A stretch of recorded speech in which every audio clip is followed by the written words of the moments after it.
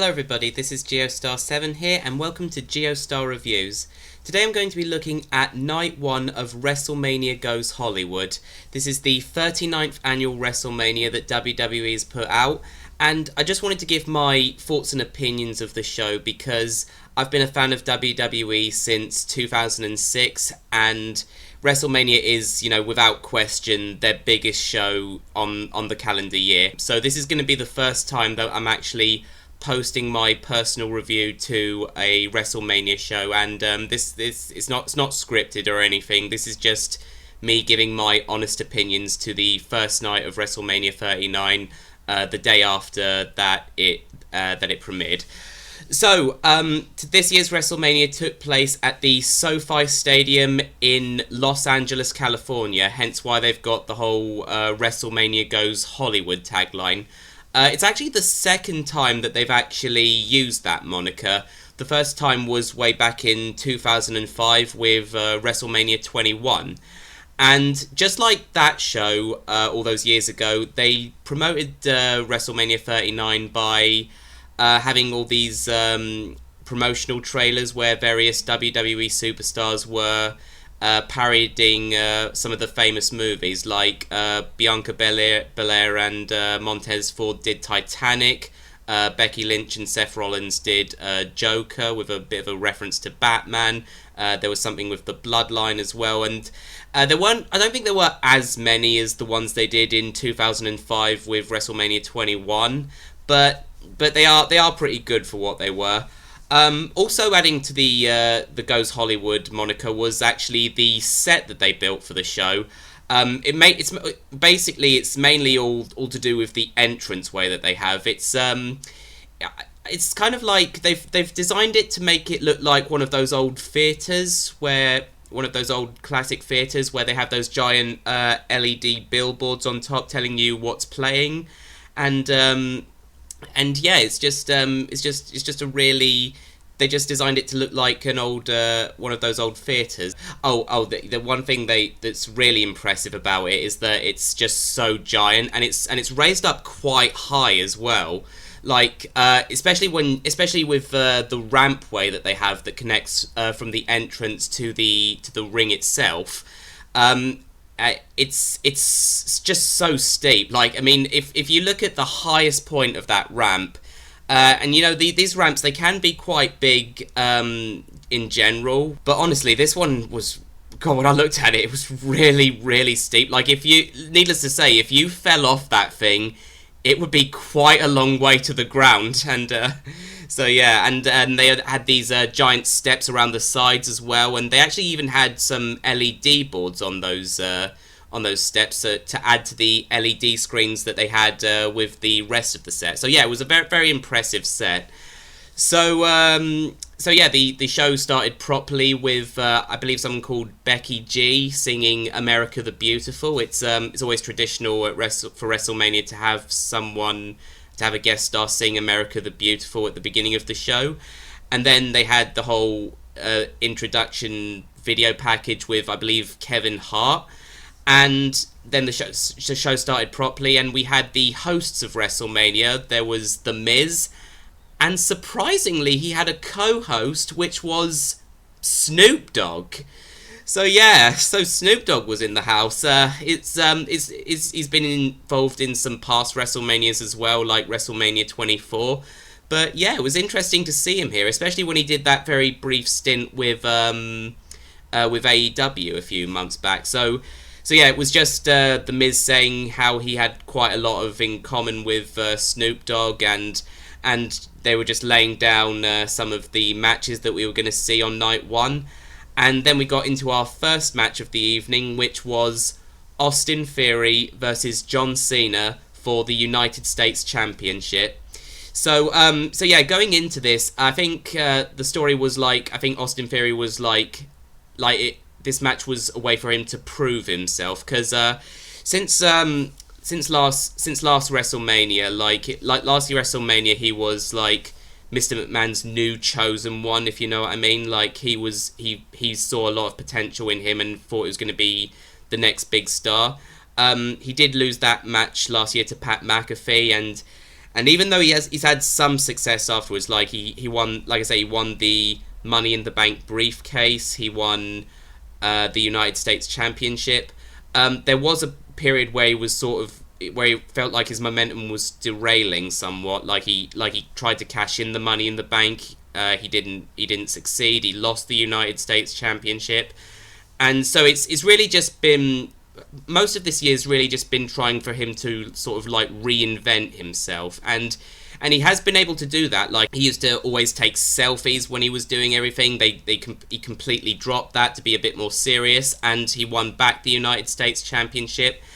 And then he decided he was going to, when John Cena was visiting Raw one evening, he decided he was going to give him a United States Championship match opportunity because, with John Cena being the big star that he is, if he beats him, his stock goes up. However, what was interesting was John Cena originally refused, because he said to him, if I beat you for that championship, everything you've done up to this point is gone. You lose that momentum. Like, barely anyone cares about you right now. The fans, they can see that you don't believe in yourself, so why should they believe in you? If I take that championship, you lose, and even if you win, I'm not going to be there next night on Raw, and I just don't think you can handle it. But anyway, but eventually he did accept on behalf of the WWE universe, because they wanted to see their match. And so this was the opening match, and so Austin Theory made his entrance, and then just before John Cena made his entrance, there was a promotional package talking about WWE's work with the Make-A-Wish Foundation, which I thought was strange at first, but then I could see why. Like, John Cena, he's granted more wishes for that charity than anyone else. It's over 600 wishes that he's granted. And this year, some of those wishes were from some of the kids were to visit WrestleMania, and so when it got to John Cena's entrance, those kids were actually on the stage with him as he was making his entrance. So that was just a nice little way of fulfilling the kids' wishes while he was making his entrance like that. And so the match itself wasn't. It didn't drag on any longer than it needed to be. Really, we saw John was doing all his regular moves, like they say, the 5 moves of doom, like the You Can't See Me, the attitude adjustment and everything, the STF, FU, and I was noticing Austin Theory was he was doing all these rolling moves, like he did a roll into a drop kick or some things, but I also noticed he was it's almost like he was being portrayed that he was making rookie mistakes, like he was trying to go for the same moves twice, and then John Cena was able to counter him, and so Austin Theory was resorting to some underhanded tactics, like he kept biting Cena in order to get out of certain things. The way it ended was John Cena had Theory in the STFU. And Austin Theory did visually tap out, which means visually Cena won the championship, but the referee was down, so obviously it didn't count. And then Austin took another cheap shot. He low blowed Cena. He gave him the A-Town down, and so he managed to pin him. I wasn't sure who was going to win at first, but it does make sense that Austin Theory does retain the championship, because John Cena is very busy these days. He's a big movie star now. He's doing all these things for different organizations, and so it does make sense that he wouldn't win the championship. I mean, he did, like I say, he did in an essence, he did visually get the win over Austin Theory, but there was no way he was going to be able to leave with the championship. Like, he can't commit to that. That kind of schedule, even though in the past John Cena has been very synonymous not only with the WWE Championship but the United States Championship as well. Like, it was his first it was his first major championship. But yeah, so I do think it was the logical choice to have Austin Theory retain the championship. The next match on the card was what they called a WrestleMania Showcase. This was a fatal 4-way tag team match between Braun Strowman and Ricochet. the Viking Raiders, Alpha Academy, and the Street Profits. So yeah, I mean, when I first thought about this, I thought, well, it seems like they're sort of doing this to make up for there not being the Andre the Giant Memorial Battle Royal anymore. I mean, that's been delegated to the SmackDown before. You know, it's a shame that there are so many people on the roster who actually don't get to perform at WrestleMania now because the Andre the Giant Memorial Battle Royals been moved to that SmackDown. But I thought that this was just, well, come on, this is just putting people together randomly. But no, this was. But after I thought about it, you know, it's actually quite smart that they're doing this because WWE does have all these great tag teams that they don't get to that they don't really show the full potential of most of the time. So this was a good chance to show just what they could do with all these teams together, and I've got to say it was a very exciting match. Like there were some really crazy spots. Like one of the first ones was Alpha Academy's Chad Gable. He actually managed to suplex Braun Strowman, and Braun, he's a big guy, don't get me wrong, and Chad is one of the smallest competitors, but Chad actually found a way. What he did was he ran him into the corner, pulled him back, so he did a backwards roll with him, and then he used that momentum from the roll up to lift him over his head and just suplex him. And I think everyone in the audience was amazed that he managed to do that. I think he actually got a standing ovation for managing to pull that off. And then there was this other spot where Braun Strowman, again, he's a big guy, a really big guy. He went to the top rope, and he actually performed a frog splash from the top rope. You know, you wouldn't expect big men to be able to do that, but that's sort of. But they're showing that they can. I mean, some of the Viking Raiders, they were doing one. I think one of them did a backflip off the top rope at one point, just showing how agile they are.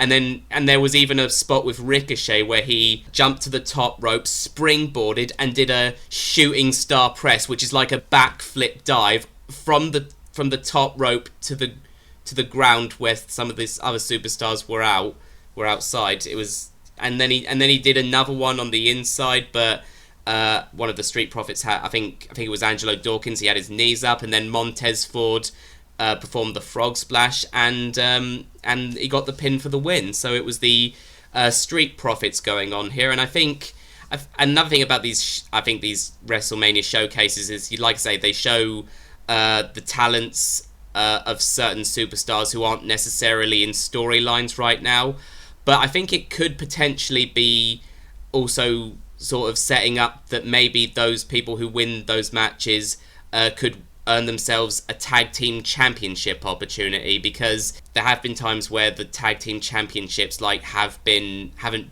probably been featured as well as they should be. Because it's always felt like they've played second fiddle to the singles championships that they have in WWE, if I'm being honest. But tag team wrestling is an essential part of wrestling, and it's good to see that it's being featured so prominently here. So the next match on the card, Seth Rollins versus Logan Paul. So this all started at the I believe the Royal Rumble, when Logan Paul eliminated Seth Rollins from the Rumble, and then he started getting on his nerves to the point where Seth was determined to challenge Logan Paul to a match at WrestleMania.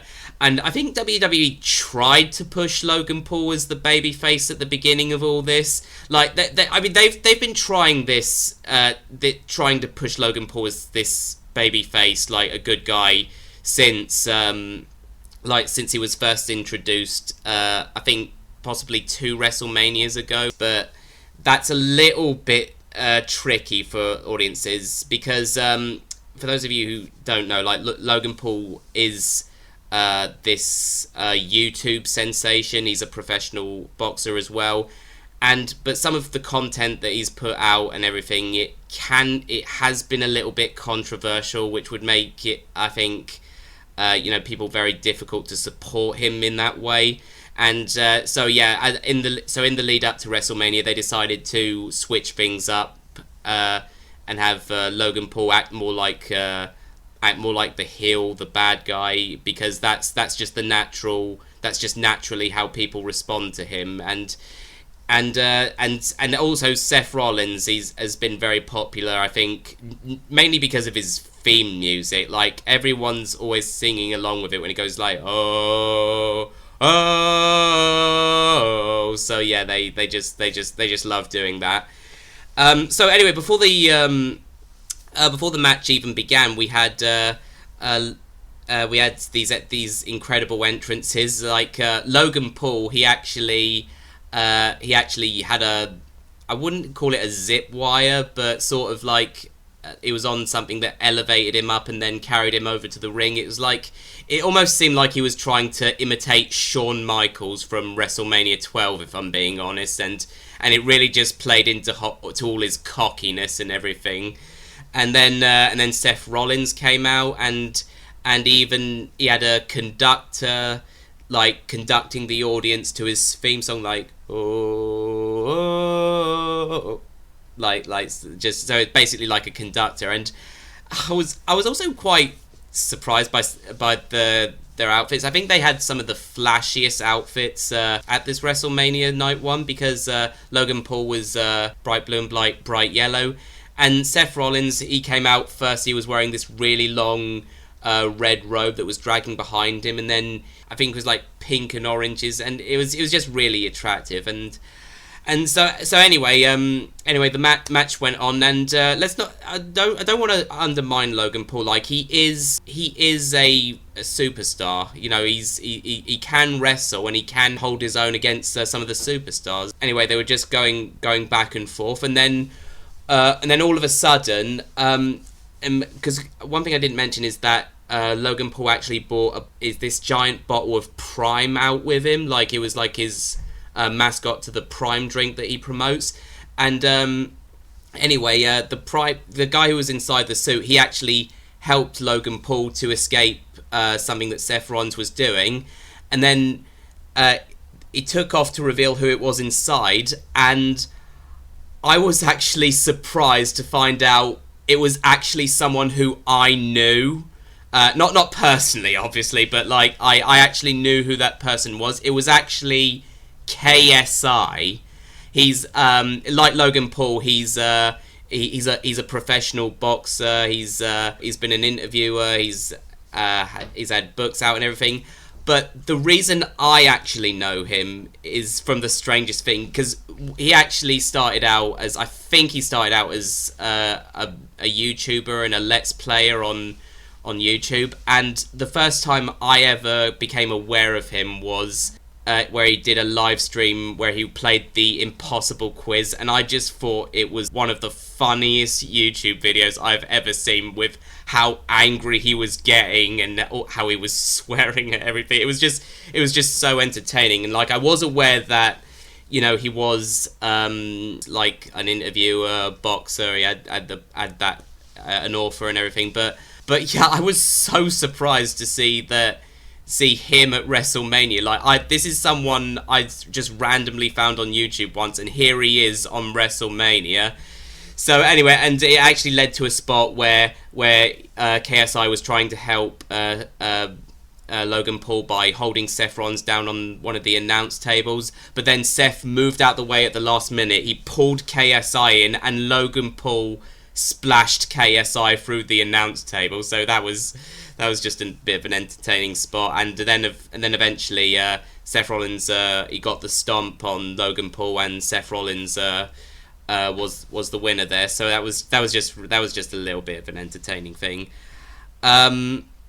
Next up was the 6-women tag team match. This was between Becky Lynch, Lita, Trish Stratus, and Damage Control. This was a really a real treat for me because, as I said, I started watching WWE in 2006, and that was the year when both Trish Stratus and Lita both retired from wrestling. I really loved what they did in the ring, and I just felt like, I hadn't had much of a chance to just see how great they were, but here they were years later because they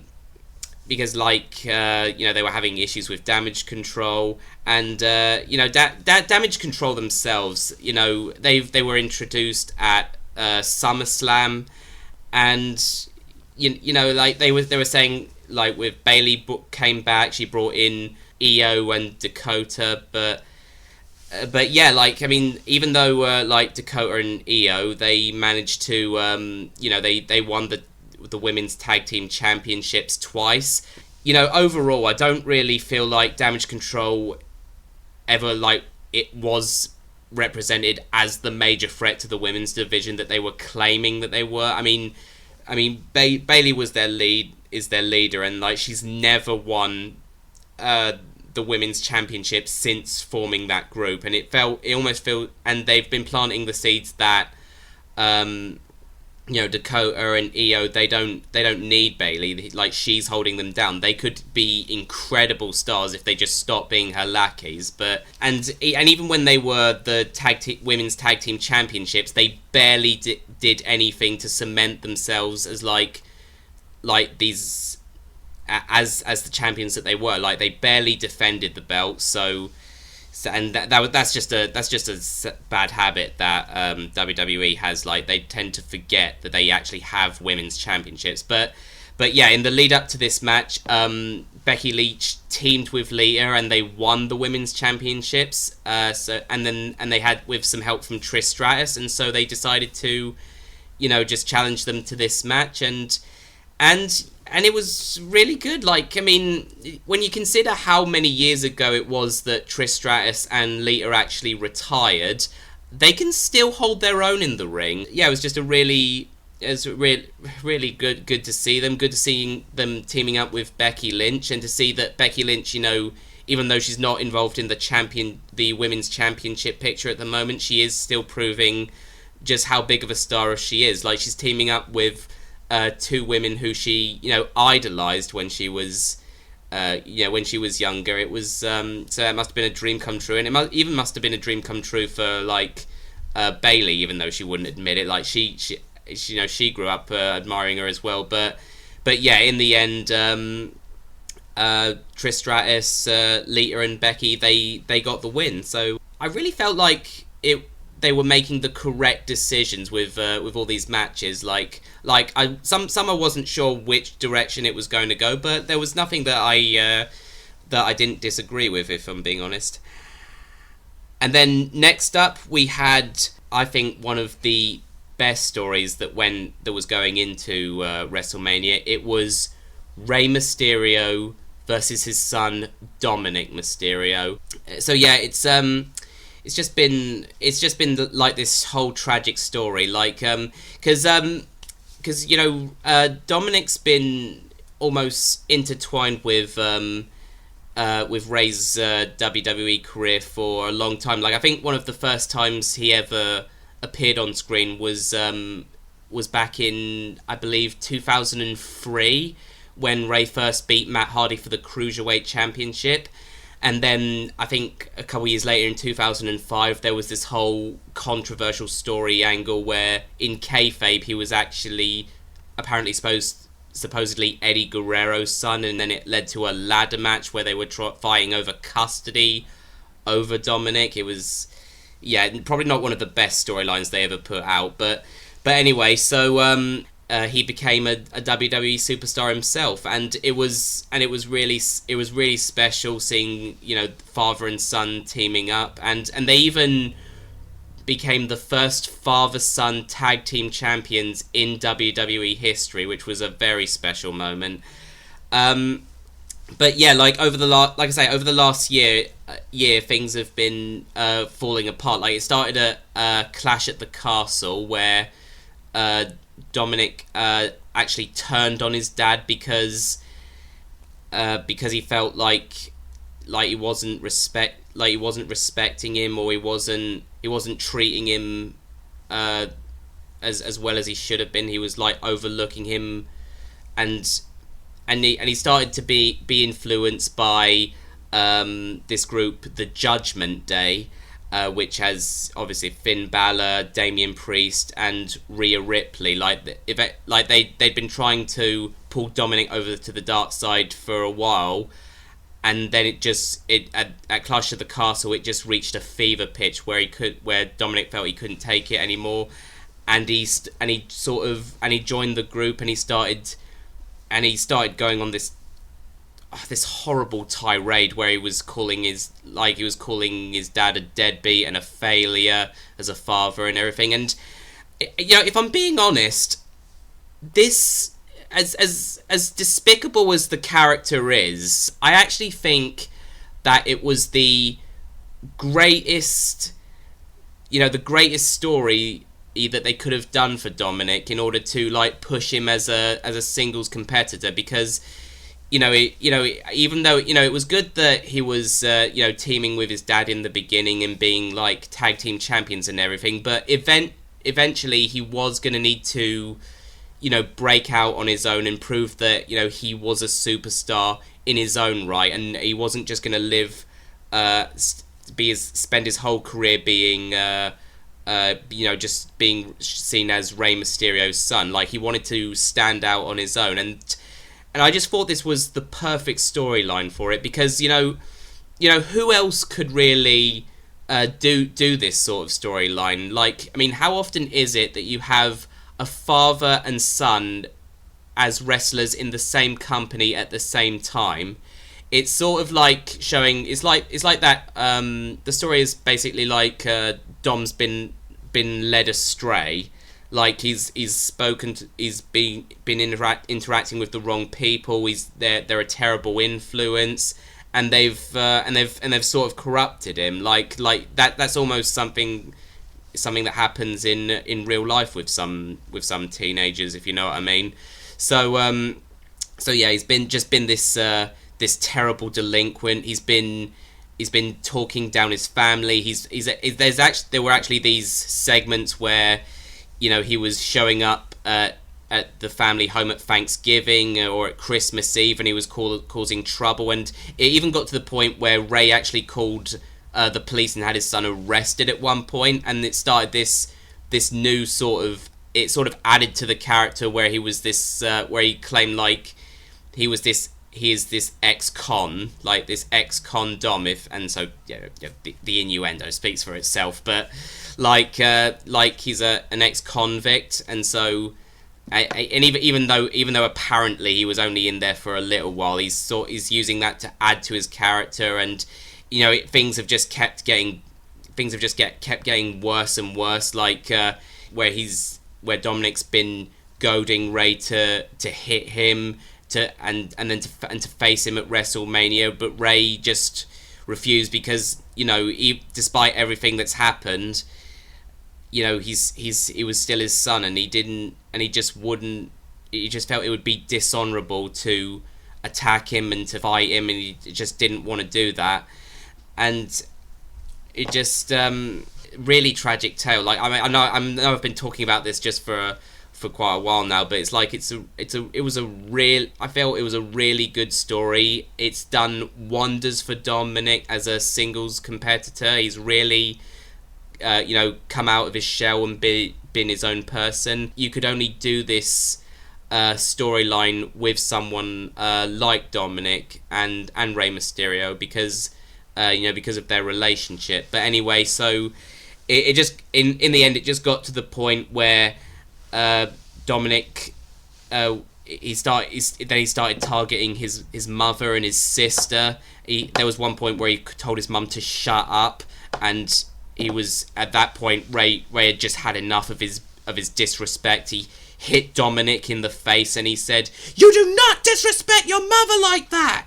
And he said, "You want to fight at WrestleMania? You got it." And so it led to this match, and they were still adding to this. I think the night before, because the night before there was the WWE Hall of Fame where Rey became one of the few active superstars to be inducted into the Hall of Fame. And just as he was about to give his speech, they had this whole thing where, Dominik, he wasn't looking at him because he was in the audience. He wasn't looking at Rey. He wasn't applauding. He didn't stand up. And then just as Rey was about to give his speech, Dominik and the rest of Judgment Day, they got up and they just walked off, and they'd walked out in a show of disrespect.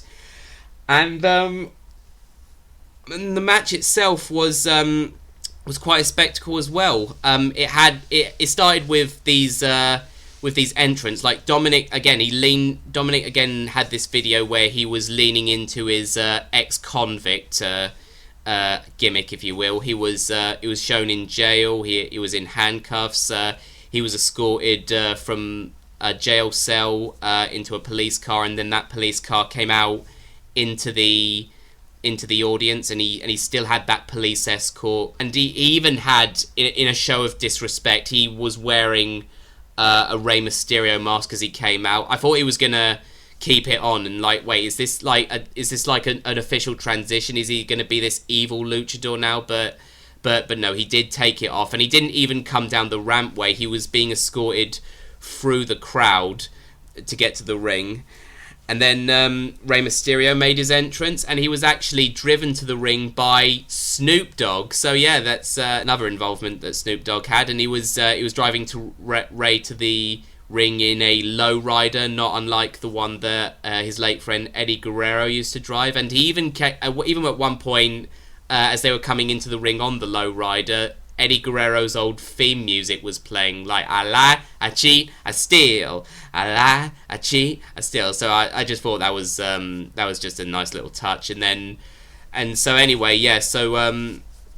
there was just all this drama throughout the match. Like it got to the point where again Rey's family was at ringside. His wife Angie and his daughter Leah were there, and Dominik went over again, and he was just acting so despicable towards his family. Like he told his mum to shut up, and he actually threw water in his own sister's face. How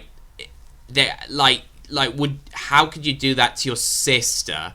I mean, and Aaliyah was so furious, she actually tried to jump the rail and attack him, and then Rey tried to stop her, and then Dominik took advantage of it. And it was just getting to the point where it was just, I think everyone was very emotionally invested in it, especially the commentators, Michael Cole and Corey Graves.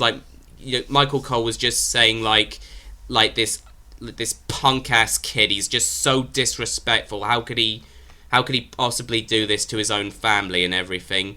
And so even Corey Graves, who had been saying he understood what Dominik was possibly feeling, he even said I understand how Dom's feeling, but even I can't condone this. He has stepped over the line. And so anyway, they were continuing the match, and then partway through, the Judgment Day came out. Finn Balor and Damian Priest, they were out there causing distraction and attacking. But then Rey got some support of his own. It's this luchador group, which was originally portrayed as heels, but they've gradually started to show respect for Rey Mysterio and everything he's done in the ring, and they've just shown support, and they've stood up to Judgment Day and Dominik as well, and they came out wearing the LWO shirts because the previous night Rey bestowed upon them the LWO shirts, which is Latino World Order. It used to be a spin-off of the New World Order from WCW, and I just really thought that was just a lovely little touch. It's and Rey was actually apparently a part of the original LWO in WCW, and for him to bestow the honor of them being the new Latino World Order, I just really liked that. And so anyway, like I say, they came out, they helped to fend off the Judgment Day. and then it looked like Dominik was going to attack Rey with a chain that he found in I think Damian Priest's blazer that he left behind.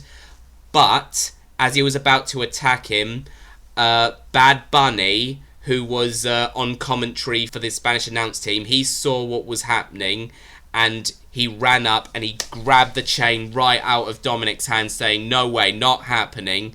And that gave Rey Mysterio the opening he needed to give a 619 to Dominik and to just pin him and to defeat his son. So yeah, it was another feel good moment, another very good another good result. I mean, like I say, I didn't know what the result for sure was going to be going into this. Like, I mean, they could have given Dominik the win to like show like how he's growing as a superstar on his own, but you also have to think about sometimes you have to think about the implications of the match, if you know what I mean.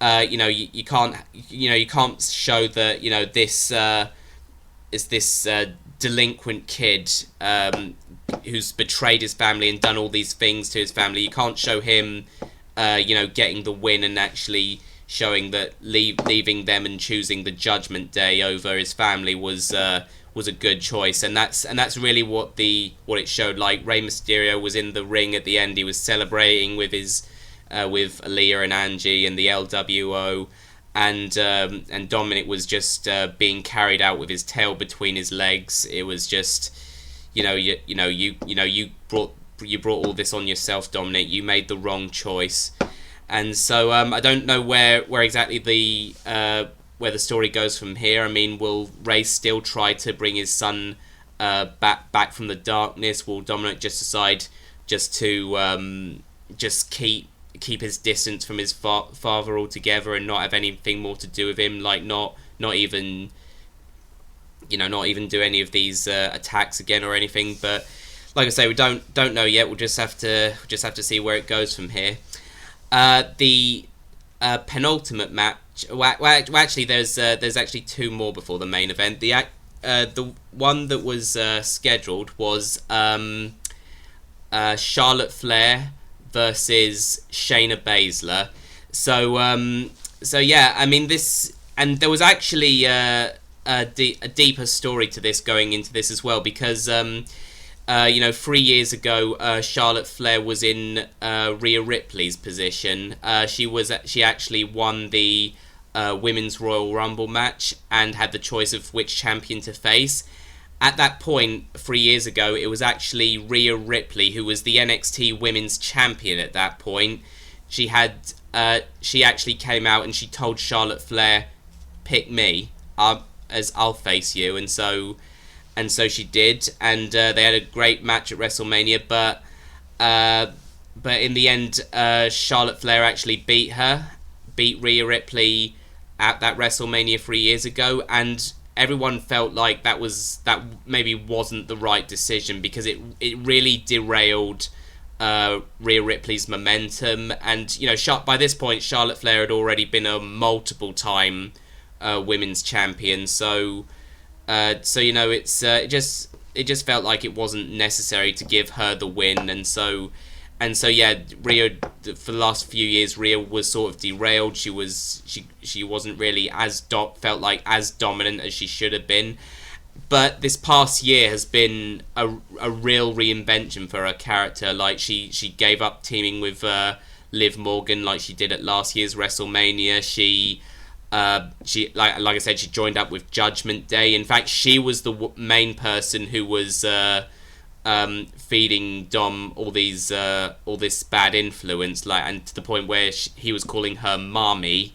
So she's just felt like one of the most dominant forces in Judgment Day with all that influence that she has, and she's so despisable, but everyone loves her for it. You can have bad guy characters that the audience can get behind and who they want to see as champions because of how great their characters are and how good they are in the ring as well.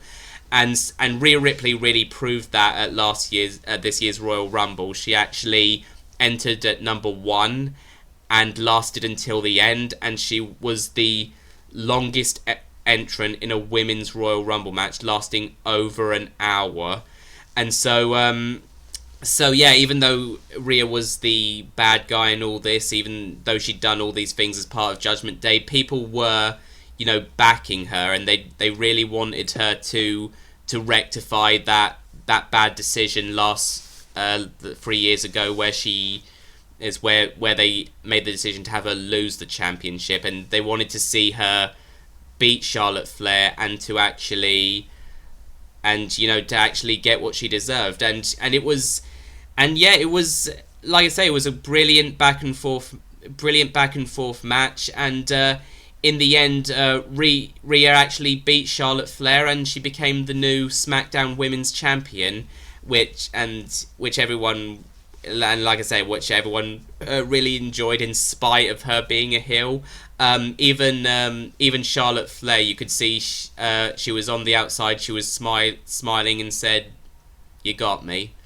Like, so I think everyone is really acknowledging just how great Rhea Ripley actually is as a competitor. In spite of her being this despicable heel character, they do respect what she does.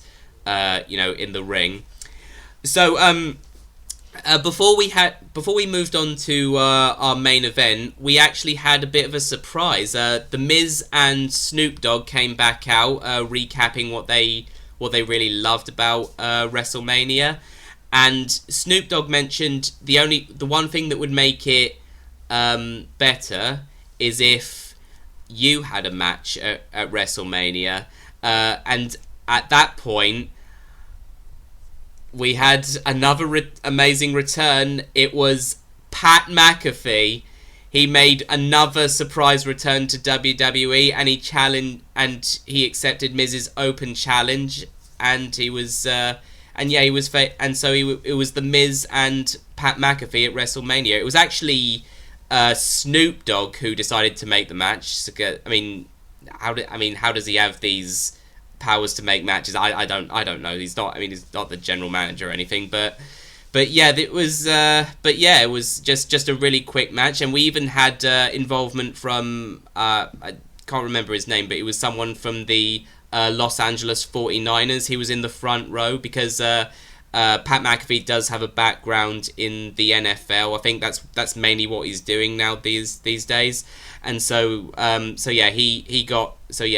NFL guy, he got involved, and he helped Pat McAfee pick up the victory. And Michael Cole was just ecstatic. He's always so happy to see Pat McAfee and to see him return like this. And meanwhile, Corey Graves is just burying him. He cannot stand the sight of Pat McAfee. They claimed that this meant Pat McAfee was still undefeated at WrestleMania, even though technically he had lost to Vince McMahon the year before as well. But anyway, it was just a really nice surprise just to have this impromptu match between the Miz and Pat McAfee. And then we got to the main event, which was Kevin Owens and Sami Zayn against the Usos. Now, you have to keep in mind, the Usos are the longest reigning tag team champions in WWE history.